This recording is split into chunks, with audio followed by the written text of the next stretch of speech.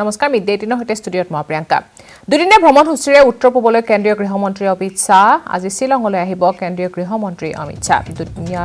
দীৰ্ঘদিনীয়া অসম মেঘালয় সীমা সমস্যা সন্দৰ্ভত দুই ৰাজ্যৰ মুখ্যমন্ত্ৰীয়ে কৰিব আলোচনা শাহৰ উপস্থিতিত দুইখন ৰাজ্যৰ 12টা স্থানক লৈ হ'ব আলোচনা অমিত শাহে অংশগ্ৰহণ কৰিব উত্তৰ পূব পৰিষদৰ বৈঠকতো অমিত শাহৰ আগমনৰ পূৰ্বে দুই ৰাজ্যৰ মুখ্যমন্ত্ৰীৰ বৈঠক দুই ৰাজ্যৰ সীমা সমস্যাক লৈ আলোচনা কৰে হিমন্ত বিশ্ব শৰ্মা আৰু কনৰাড চাংমাই দীৰ্ঘ সময় ধৰি চলি আহিছে সীমা সমস্যা আৰু আলোচনাৰ পিছতে যুটীয়া সংবাদমেল সম্বোধন কৰি এই সম্পৰ্কে অৱগত কৰে দুইগৰাকী মুখ্যমন্ত্ৰীয়ে উল্লেখযোগ্য যে দেওবাৰে অসমত কেইবাটাও কাৰ্যসূচীত অংশগ্ৰহণ কৰিব অমিত শাহে Today discussion was very fruitful. We appreciate each other positions and we also come to a common understanding that now we need to travel beyond status quo. Whenever both the chief minister met earlier, after the meeting we used to give a joint statement that both the state has agreed to maintain the status quo. This time we are not going to maintain that. What we are going to say to the people of Meghalaya and people of Assam that we are firm and we are committed to resolve this dispute. So I have invited Honorable Chief Minister of Meghalaya, Sri Conrad Sangma, to visit Guwahati on 6th to start the second round of discussion, if we say that today is the first round of discussion. And then, if necessary, we will go to the all 12 sites together. Both the Chief Minister will, if necessary, will go to all the 12 sites to appreciate each other position. And by the grace of God and by the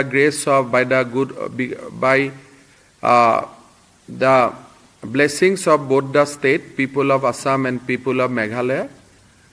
I am convinced that we will be able to resolve this dispute. Thank you very much. I would first of all take this opportunity to thank the Honorable Chief Minister of Assam for his visit to Shillong and more importantly for agreeing to have this meeting today here in the Secretariat. It is in a way a historic meeting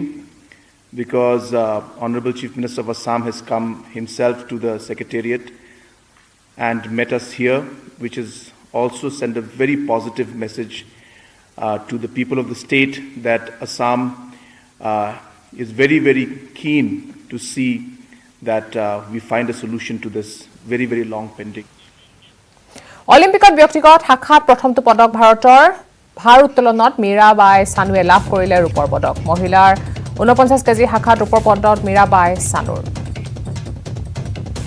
অলিম্পিকত ব্যক্তিগত শাখাত প্ৰথমটো পদক লাভ কৰে ভাৰতে ভাৰ উত্তোলনত মীৰাবাই চানুৱে লাভ কৰিলে ৰূপৰ পদক মহিলাৰ 49 কেজি শাখাত ৰূপৰ পদক লাভ কৰে মীৰাবাই চানুৱে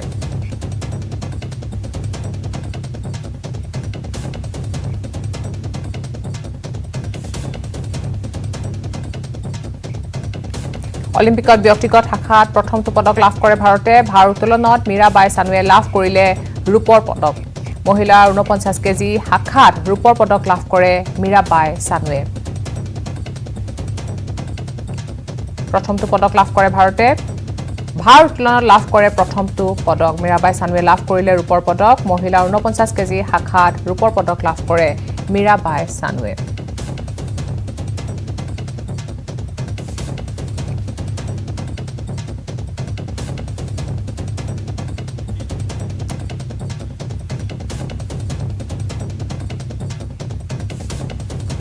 খেলৰ খবৰ এটা ভাল খবৰ অলিম্পিকত ব্যক্তিগত শাখাত প্ৰথমটো পদক লাভ কৰিছে ভাৰতে ভাৰ উত্তোলনত মীৰাবাই চানুৱে লাভ কৰিছে ৰূপৰ পদক মহিলাৰ 49 কেজি শাখাত ৰূপৰ পদক লাভ কৰে মীৰাবাই চানুৱে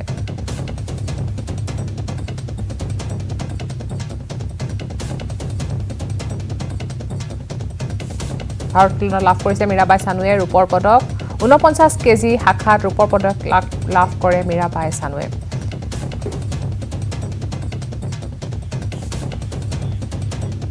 আমি এই সম্পৰ্কে কথা পাতিম আমাৰ সাংবাদিক বিপুল বৰ্মনৰ সৈতে বিপুল বৰ্মন আপোনাৰ ওচৰলৈ আহিছো আৰু ভাল খবৰ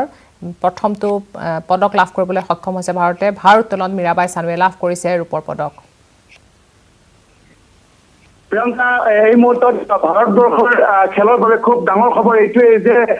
আমাৰ মণিপুৰৰ আৰু বিশেষকৈ উত্তৰ পূব সীমান্তৰ মালিগাঁৱৰ যি ৰেলৱে কাৰ্যালয় আছে এই ৰেলৱে কাৰ্যালয়ৰ কৰ্মচাৰী খেলুৱৈ মীৰাবাই চানুৱে এই মুহূৰ্তত ৰূপৰ পদক অৰ্জন কৰিলে আৰু যিহেতু যোৱাকালি আৰম্ভ হৈছিলে এই টকিঅ'ত এই অলিম্পিক গেমছ 32 সংখ্যক অলিম্পিক গেমছ আৰু ইয়াৰে খেল হিচাপত আজি প্ৰথমটো দিন আছিলে আৰু প্ৰথমটো দিনতে মীৰাবাই চানুৱে খুব স্বৰ্ণ পদকেই পালেহেঁতেন খুব ভাল ফাইট দিছিলে যেতিয়া 117 ৱেট তেখেতে দাঙিবলৈ খুজিছে ক্লিন এণ্ড জাৰ্ক দাঙিবলৈ খুজিছে তেখেত ব্যস্ত হৈছিলে কিন্তু চীনৰ লগত খুব টাফ ফাইট হৈছিলে আমি আশা কৰিছিলো যে তেওঁ স্বৰ্ণ পদক পাব কাৰণ দুগৰাকী খেলুৱৈ ব্ৰঞ্জ পদক পাইছিলে ইণ্ডোনেছিয়াৰ তেওঁৰ যিটো ক্লিন এণ্ড জাৰ্ক বহুতখিনি তলত থাকি গৈছিলে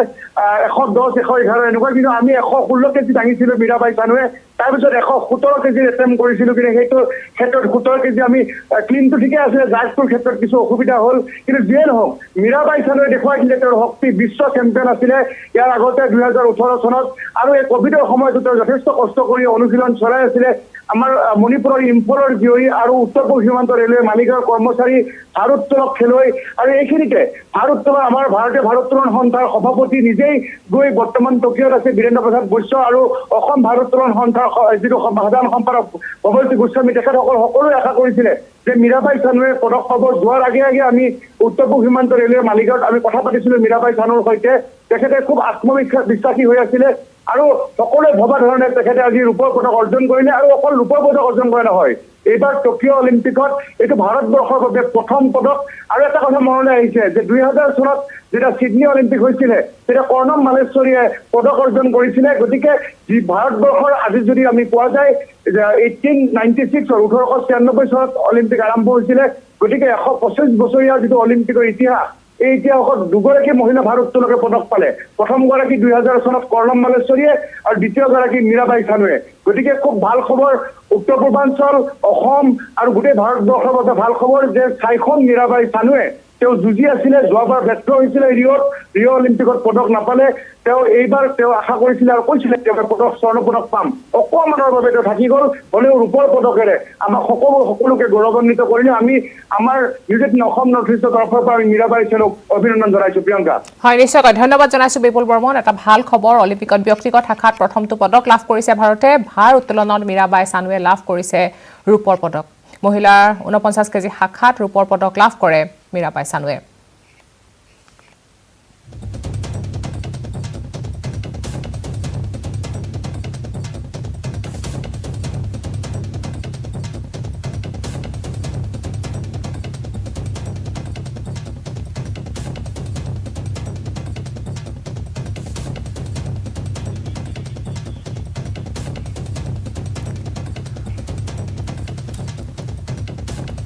মণিপুৰৰ ভাৰোত্তোলক মীৰাবাই চানুৱে লাভ কৰিছে প্ৰথমটো ৰূপৰ পদক ভাৰতৰ প্ৰথম জয় ভাৰোত্তোলনত মীৰাবাই চানুৱে লাভ কৰিছে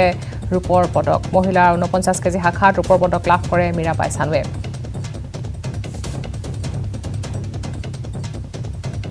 ভাৰতৰ বাবে ভাল খবৰ ভাৰোত্তোলনত মীৰাবাই চানুৱে লাভ কৰিছে ৰূপৰ পদক প্ৰথমটো পদক লাভ কৰিছে ভাৰতে অলিম্পিকত ব্যক্তিগত শাখাত প্ৰথমটো পদক লাভ কৰিছে ভাৰতে ভাৰ উত্তোলনত মীৰাবাই চানুৱে লাভ কৰিছে ৰূপৰ পদক মহিলা 49 কেজি শাখাত ৰূপৰ পদক লাভ কৰে মণিপুৰৰ মীৰাবাই চানুৱে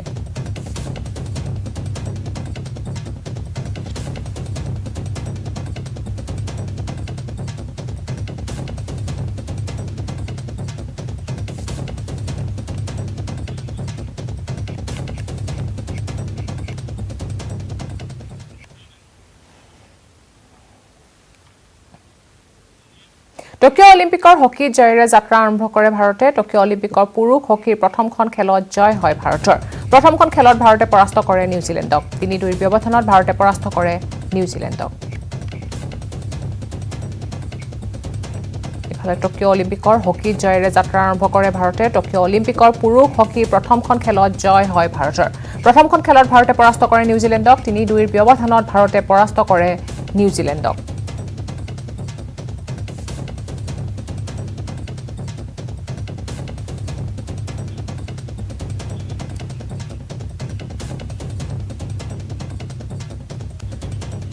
টকিঅ' অলিম্পিকত প্ৰথমটো স্বৰ্ণ পদক লাভ কৰে চীনে চীনৰ তাৰকা শ্বুটাৰ য়াং চিয়েনৰ প্ৰথমটো স্বৰ্ণ পদক লাভ 10 মিটাৰ এয়াৰ ৰাইফল ইভেণ্টত স্বৰ্ণ পদক লাভ কৰে চিয়েনে পৰাস্ত কৰে ৰাছিয়াৰ এণ্টাছিয়া গালাচেনাক ইফালে আৰ্চাৰী মিক্সড ইভেণ্টৰ কোৱাৰ্টাৰ ফাইনেলত প্ৰৱেশ ভাৰত দীপিকা আৰু প্ৰবীণ জ্যোতিৰ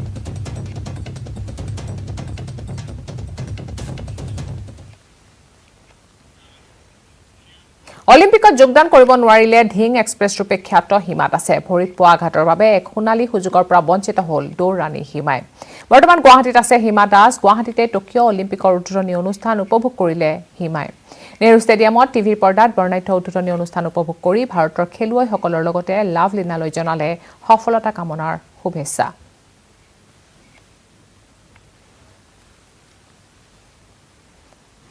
লাভলীনা মোৰ বন্ধু সমূহ অসমবাসীৰ ফালৰ পৰা আমাৰ মোৰ বান্ধৱী লাভলীনালৈ শুভেচ্ছা থাকিল আৰু এটা ঘাপটো পাৰ হ'লে আমি 100% চিয়'ৰ তাই অসমৰ কাৰণে মেডেল লৈ আহিব আৰু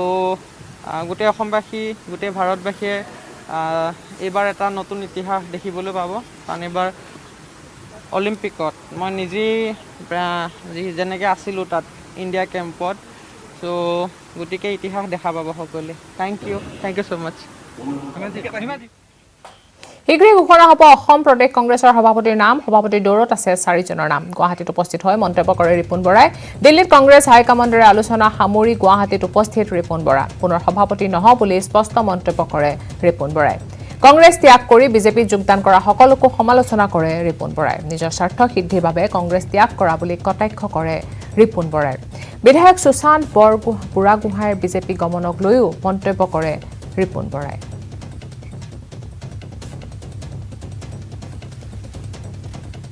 হাইকমাণ্ডে আলোচনা কৰিছে আৰু এতিয়া কি মই ফ্লাইটত অহাৰ সময়ত যদি কিবা হৈছে মই নাজানো সেইটো মই নাজানো কাক দিয়ে 3-4জনৰ নাম আছে মোৰ লগত 3-4জনৰ বিষয়ে আলোচনা হৈছে আৰু আটাইকেইজনৰ ওপৰত মোৰ পৰা অপিনিয়ন লৈছে মই যি অপিনিয়ন দিব লাগে দিছোঁ কিন্তু সেইখিনি মই আপোনালোকৰ আগত ক'ব নোৱাৰোঁ নাই মই সেইটো ক'ব এই যিবিলাক আপোনালোকে মিডিয়াত মই সেইটো নকওঁ প্লিজ মানে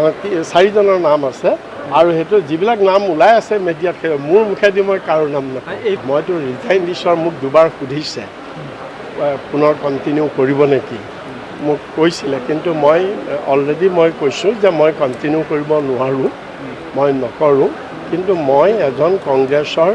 সৈনিক হিচাপে যিজন নতুন সভাপতি হ'ব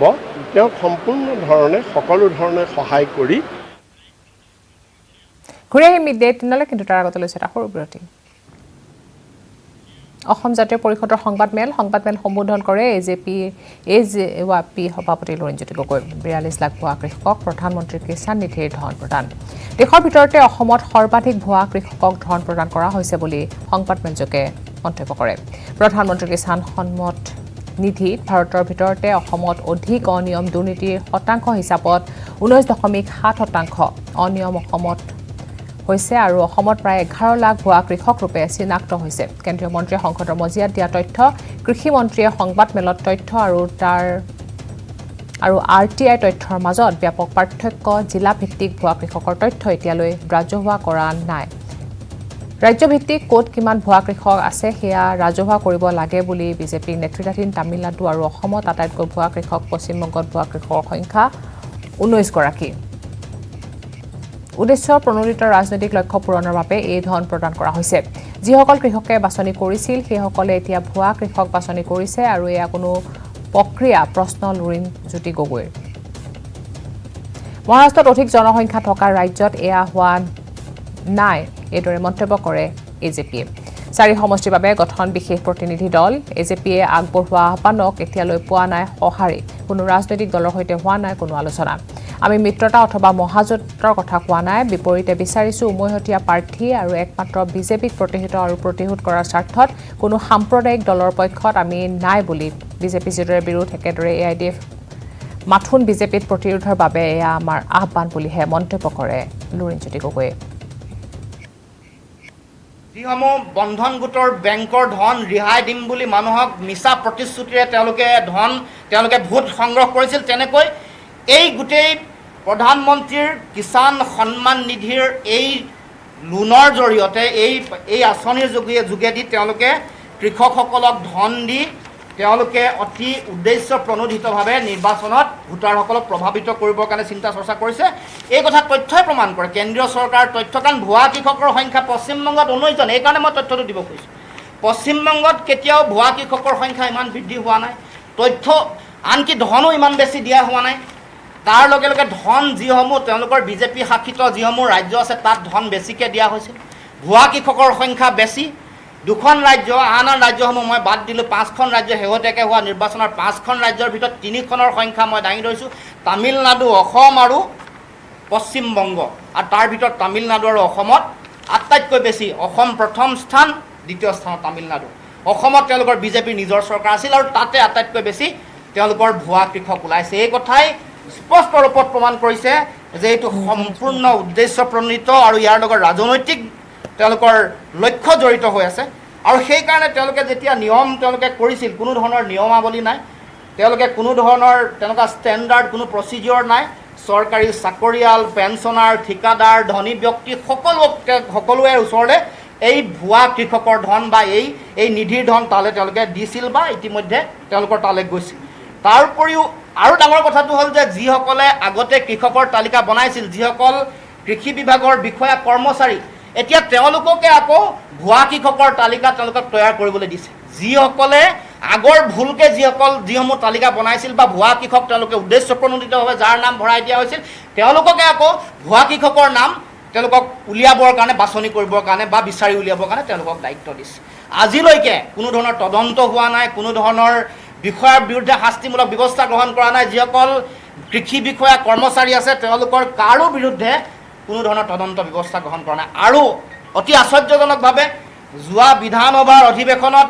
যিমান শক্তিশালীভাৱে, সৰবভাৱে এই বিষয়টো বিধানসভাৰ মজিয়াত আলোচনা হ'ব লাগিছিল, প্ৰতিবাদ হ'ব লাগিছিল, নহ'ল।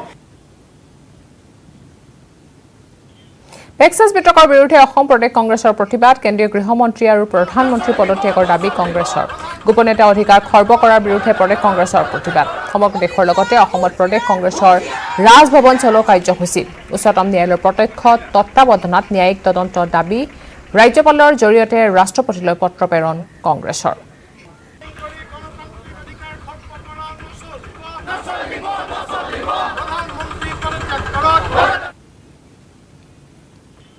মীৰাবাই চানুক অভিনন্দন প্ৰধানমন্ত্ৰী নৰেন্দ্ৰ মোদীৰ। অলিম্পিকত চানুৰ চমকপ্ৰদ প্ৰদৰ্শনত অভিনন্দন মোদীৰ। ইয়াতকৈ আৰু সুখৰ আৰম্ভণি কি হ'ব পাৰে বুলি মন্তব্য কৰে মোদীয়ে। মীৰাবাই চানুক অভিনন্দন জনায় প্ৰধানমন্ত্ৰী নৰেন্দ্ৰ মোদীয়ে। অলিম্পিকত চানুৰ চমকপ্ৰদ প্ৰদৰ্শনত অভিনন্দন নৰেন্দ্ৰ মোদীৰ। ইয়াতকৈ আৰু সুখৰ আৰম্ভণি কি হ'ব পাৰে বুলি মন্তব্য কৰে নৰেন্দ্ৰ মোদীয়ে।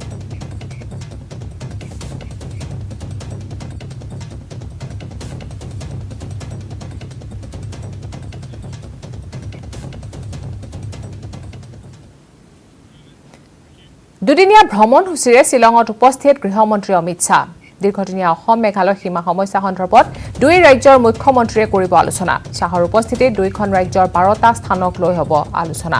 অমিত শ্বাহে অংশগ্ৰহণ কৰিব উত্তৰ পূব পৰিষদৰ বৈঠকতো। অমিত শ্বাহৰ আগমনৰ পূৰ্বে দুই ৰাজ্যৰ মুখ্যমন্ত্ৰীৰ সৈতে বৈঠক। দুই ৰাজ্যৰ সীমা সমস্যাক লৈ আলোচনা হিমন্ত বিশ্ব শৰ্মা আৰু কনৰাড চাংমাৰ। দীৰ্ঘ সময় ধৰি চলি আহিছে সীমা সমস্যা আৰু আলোচনাৰ পিছতে যুটীয়া সংবাদমেল সম্বোধন কৰি এই সম্পৰ্কে অৱগত কৰে দুয়োগৰাকী মুখ্যমন্ত্ৰীয়ে। উল্লেখযোগ্য যে দেওবাৰে অসমত কেইবাটাও কাৰ্যসূচীত অংশগ্ৰহণ কৰিব অমিত শ্বাহে।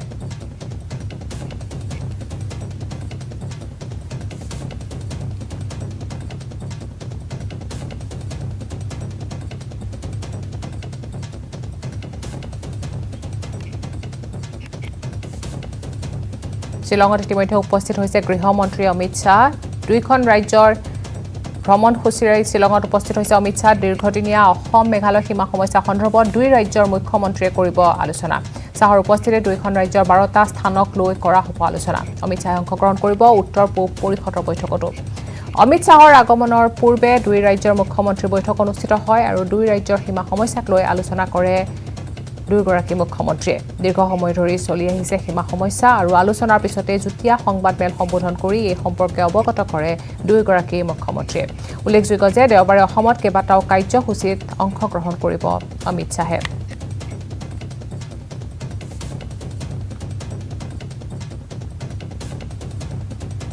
দুদিনীয়া ভ্ৰমণসূচীলৈ ইতিমধ্যে শ্বিলঙত উপস্থিত হৈছে গৃহমন্ত্ৰী অমিত শ্বাহ অসম মেঘালয় সীমা সমস্যাক লৈ কৰিব আলোচনা দুই ৰাজ্যৰ মুখ্যমন্ত্ৰীয়ে কৰিব আলোচনা